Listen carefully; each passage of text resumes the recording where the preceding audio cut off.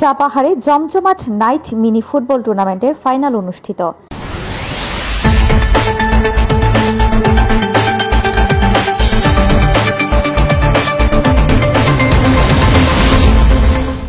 ST Bangla TV report করেছেন নাহিদ হাসান, নওগাঁ জেলা প্রতিনিধি।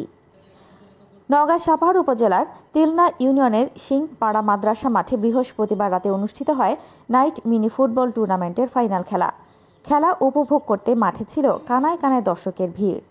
রাতের এই ফুটবল উৎসব স্থানীয়দের মাঝে সৃষ্টি করে বাড়তি উৎসাহ ও উদ্দীপনা।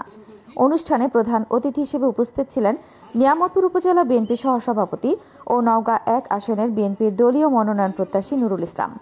বিশেষ অতিথি ছিলেন তিলনা ইউনিয়নের ৬ নং ওয়ার্ড বিএনপি সাংগঠনিক সম্পাদক শহীদুল ইসলাম এবং যুবদলের ওয়ার্ড সভাপতি সাদ্দাম হোসেন। আন্তজেলা নাইট মিনি ফুটবল টুর্নামেন্টে মোট ৮টি দল অংশগ্রহণ করে। ফাইনাল ম্যাচে সাপাহার উপজেলা একাদশ ও পোরশা উপজেলা একাদশের মধ্যে হয় উত্তেজনাপূর্ণ লড়াই। টাইব্রেকারে পোরশাকে পরাজিত করে সাপাহার উপজেলা একাদশ চ্যাম্পিয়ন হয়।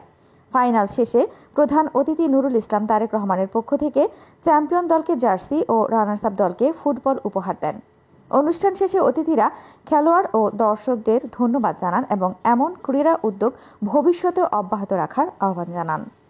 দল যেন আগামীতে ক্ষমতায় গিয়ে সাধারণ মানুষের জীবনমান উন্নয়ন করে, খেলোয়াড়দের জীবনমান উন্নয়ন করে যেন, এবং আগামীতে যেন দেশে উন্নয়ন শুরু হয়, গণতন্ত্রের পথযাত্রা যেন শুরু হয়,